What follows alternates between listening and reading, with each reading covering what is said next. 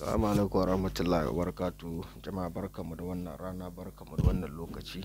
Idan yau ne farkon zuwan kan wannan channel namu, ka danna muna subscribe, ka danna like da share domin samun sabbin shirye-shirye mu insha Allah. Yau za mu tashi kan wato tasrifi insha Allah na samu wato miliyan 100 insha Allah. Na samu miliyan 100 to idan za yi wannan aikin to wato ana samun wato bagi gana masu haka. To idan an samu bagi gana masu guda 3 za a tanade su a sa cikin wani daki. To insha Allah idan an saka cikin wani daki sai a samu wuri. Idan an samu wuri sai a samu wato coin kaza da na zabo, coin kaza 3 na zabo, sai a saka wato coin kaza da coin zabo cikin kowane daidaya. Aka zasa su wato coin kaza guda, coin zabo guda cikin kowane bagi, coin kaza guda, coin zabo guda kowane bagi.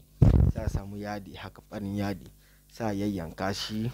Idan an yayyanka shi sai a sassaka cikin kowane bagi. To insha Allah to idan an sassaka su hakan sai a samu kalar kudin kasa guda. Idan Ghana kake, idan Najeriya kake, idan wato Sudan kake, idan Naira kake, wato idan wato Naira kace so ka buga, ko kuma kowane kalan kudi ne, sefa ne, kowane irin kalan kudi ne, sai ka samu ka saka cikin bagin nan gaba daya, kowane guda. To yawwa idan ka sassaka su ciki to yawwa aiki ya gamu. Ana samun wato simma na kasuwa, na cikin kasuwa. Ana samun sassakin kuka, ana samun wato simma kasuwa, sassakin kuka da sassakin samiya, da samiya dai.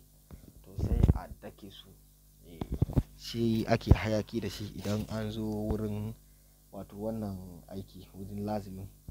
To idan an zo da yi lazimin da dare haka, kamar misalin bayan lisha haka, to sai mutum ya dan gama wannan kayan, sai ya dan samu wato tularen moni original din, sai ya dan spray cikin wannan bagi din guda 3.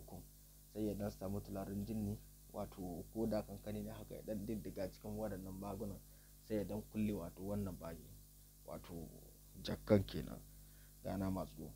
To idan ya kulle su sai ya dan spray wato tularen moni a cikin daki, sai ya dan shashafa tularen jinni a jikinsa, sai ya shiga wannan aikin.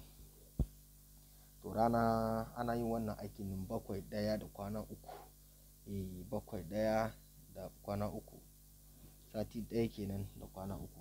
To da rana ta farko idan mutum zai yi wannan lazimi, yana yan inna ma amaruhu idza arada shay'an an yaqula lahu kun fayakun, wato yana yan shi ne a 1100 daidai. Amma ga sigar da ake jan shi, Allahumma inna ma amruhu. Idan kace inna ma amruhu sai kace Allahumma ya Allahu idza arada shay'an, Allahumma ya Allahu an yaqulahu, Allahumma ya Allahu kun fayakun, Allahumma ya Allahu. Haka za ka yi 1100 daidai rana ta farko kenan. Rana ta biyu kuma ana karanta kul wallahu ahad, ya sultani sultanina, Allahu samad, ya sultani sultani, lam yalid wa lam yulad, ya sultani sultani wa lam yakul lahu kufuwan ahad, ya sultani sultanina. To insha Allah aka ake karantawa 1100 daidai. Rana ta uku ana karanta suratul waqi'a idza waka, amma duk aya duka idan an karanta idza waqatul waqi'a sai ta ya jinnu laysal wati kazba ya jinnu, aka za a karanta. Rana ta fudu shi za a karanta, sai a karanta suratul jinni. Ana karanta suratul jinni rana ta fudu. To idan an karanta suratul jinni duk aya gaba daya, duk ayan an zo karanta suratul jinni sai a ambaci sunanka, duk aya sai ka ambaci sunanka. Kana gamawa wato sai dama ka tanadi zakaru guda 3, sai ka yanka su ka bada sadaka insha Allah. Za ka cika da bagin na kudi tak insha Allah.